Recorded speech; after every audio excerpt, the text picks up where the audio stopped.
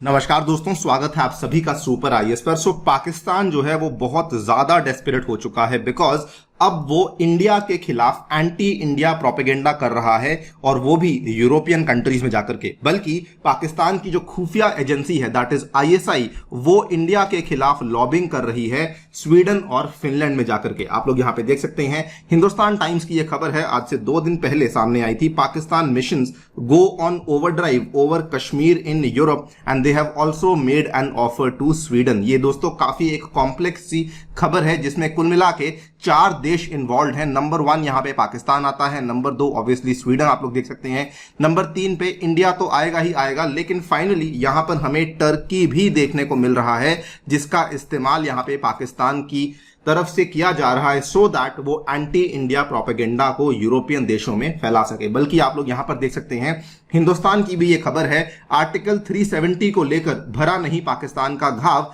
अब यूरोपीय देशों को लालच देकर मांग रहा है समर्थन। तो हम लोग इस पूरे के पूरे कॉम्प्लेक्स गेम को समझेंगे कि पाकिस्तान की जो नई टेक्निक है वो बेसिकली यहां पर क्या है और इसका इंपैक्ट इंडिया के ऊपर क्या पड़ रहा है। चलिए शुरू करते हैं दोस्तों मेरे साथ। मेरा नाम है अनिरुद्ध। यदि आप लोग इस लेक्चर की पीडीएफ को डाउनलोड करना चाहते हैं तो यहां पर दिए गए टेलीग्राम चैनल के माध्यम से कर सकते हैं। इसके अलावा अगर आपने अभी तक हमारे चैनल को सब्सक्राइब नहीं किया है please do that so that आपको हमारी सभी वीडियो के नोटिफिकेशंस टाइम टू टाइम मिलते रहें।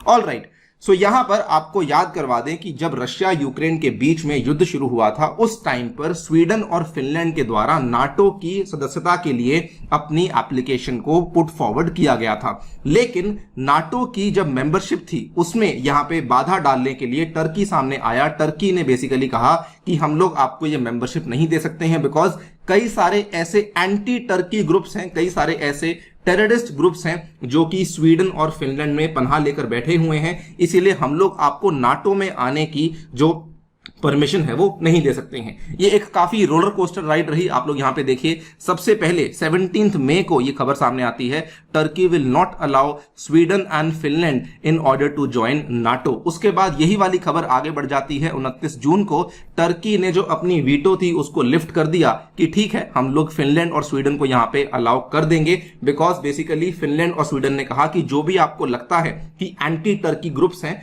उनके खिलाफ हम लोग सख्त से सख्त कार्रवाई करेंगे और जो भी आपकी डिमांड्स हैं उनको पूरा किया जाएगा। लेकिन यह कहानी नहीं ठीक हुई और पिछले महीने 18 जुलाई की आप लोग खबर देख सकते हैं, टर्की ने फिर से एक बार चेतावनी दे दी कि it can freeze Sweden and Finland NATO process. कुल मिला के यहां पे टर्की के हाथ में है कि क्या स्वीडन और फिनलैंड कल को नाटो में एंट्री ले पाएंगे, नहीं, बिकॉज और किसी भी देश के द्वारा यहां पे किसी भी प्रकार का ऑब्जेक्शन नहीं लगाया गया था, केवल टर्की इस पर्टिकुलर चीज के खिलाफ थी।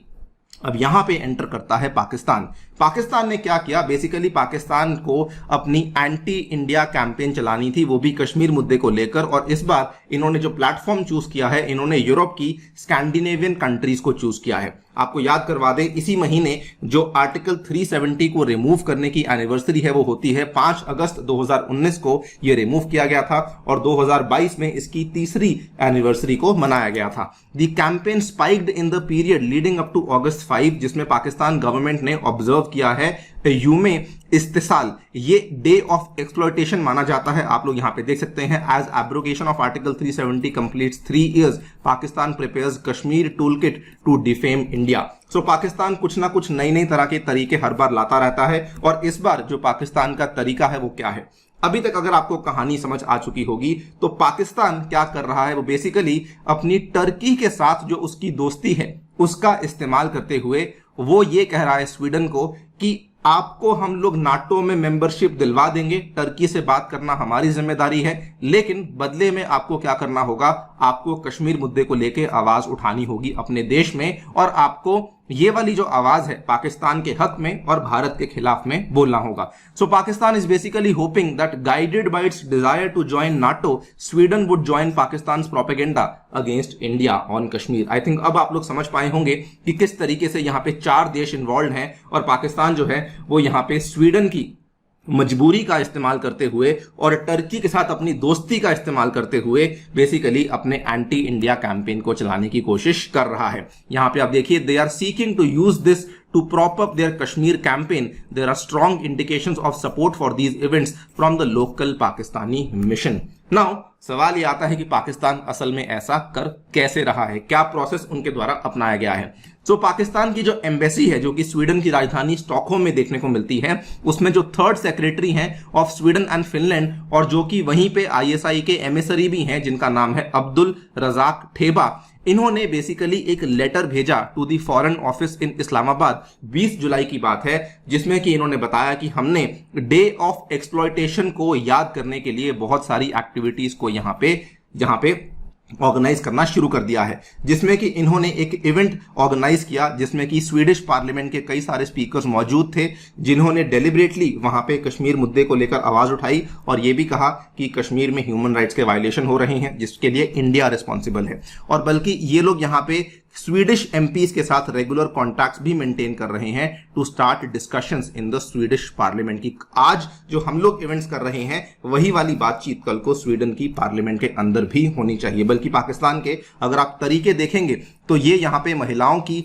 और बच्चों का इस्तेमाल करते हैं ये बताने के लिए कि इनके साथ गलत हो रहा है, और इन सभी चीजों का जिम्मेवार कोई और नहीं बल्कि भारत है। और इन्हीं चीजों का इस्तेमाल करते हुए पाकिस्तान यहाँ पर फेकरी, प्रोपेगेंडा और लॉबिंग कर रहा है, as it has succeeded in bringing out doctored dossiers and moving of motions in the Swedish parliament on the Kashmir issue। तो ये दोस्तों पूरी की पूरी कहानी है जो कि पाकिस्तान अब लेटेस्ट टेक्निक इस्तेमाल कर रहा है इंडिया के खिलाफ यहाँ पे गलत चीजें फैलाने में। और सबसे ज्यादा दुख की बात यह है कि स्वीडन एक्चुअली पाकिस्तान की इन जो लॉबीज हैं, जो लॉबिस्ट हैं, इनके ट्रैप में फंसता भी जा रहा है। अनफॉर्चुनेट बात है, आज से 3 साल पहले जब ये मुद्दा तब सामने आया था, उस टाइम पे जो स्वीडिश फॉरेन मिनिस्टर मार्गरेट वॉलस्ट्रॉम थे, इन्होंने भी यहां पर कहा था the population of Kashmir must be included in decisions concerning its future. और इन्होंने नवंबर 28 2019 को भी ये कहा था।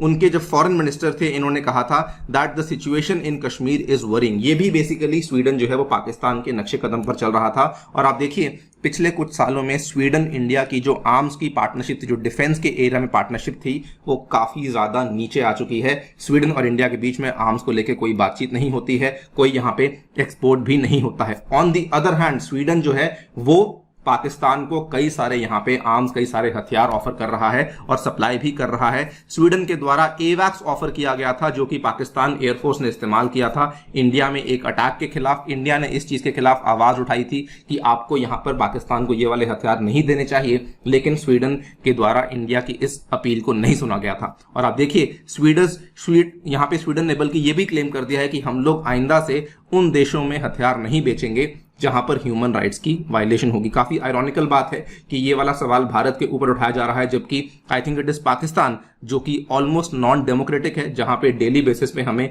कितने सारे ह्यूमन राइट्स वायलेशन देखने को भी मिल जाते हैं।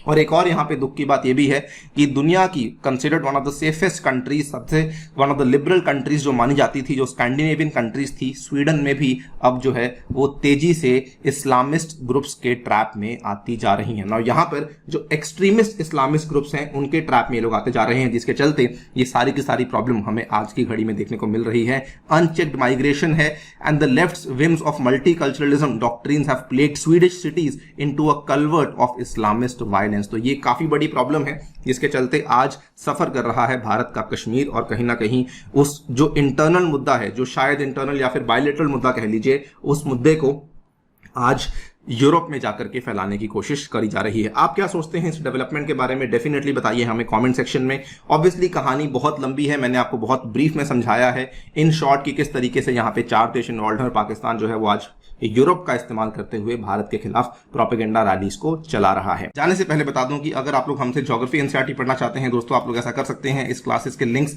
आपको नीचे डिस्क्रिप्शन में मिल जाएंगे। इसके अलावा आप हमसे यूपीएससी की तैयारी भी कर सकते हैं घर बैठकर यूजिंग अ सिंगल सब्सक्रिप्शन, जिसमें कि आपको इंडिया के बेस्ट यूपीएससी इंस्टीट्यूट्स मिलेंगे और साथ ही में आपको हमारे द्वारा भी लेक्चर्स अवेलेबल करवाए जाएंगे। ये सभी चीजें आप लोग प्राप्त कर सकते हैं only in 24,000 rupees per annum, अगर आप लोग मेरा स्पेशल रेफरल कोड A2SIR इस्तेमाल करते हैं। Thank you so much for listening. Stay tuned and stay safe.